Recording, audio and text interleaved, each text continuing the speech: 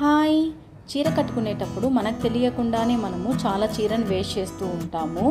అది ఎలా అనుకుంటున్నారా? చెప్తా వెయిట్. రైట్ సైడు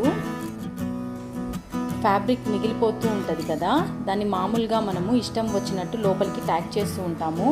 అలా చేయకూడదు. దాని మీద మనం పెద్ద అటెన్షన్ కూడా పే చేయము.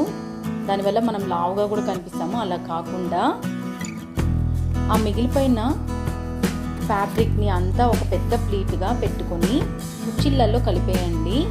మీ ఫస్ట్ ప్లీట్ ఎప్పుడైనా ఇలా చేస్తే పెద్దగా వస్తుంది. మిగిలిన ప్లీట్స్ అన్నీ ఒకేలాగా సేమ్ చిన్నవిగా పెట్టుకోండి. నార్మల్గా లోపలికి టకింగ్ చేసుకున్నట్లే చేసుకోండి.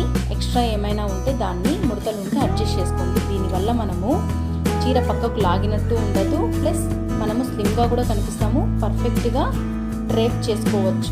నచ్చితే కనుక లైక్ చేయండి.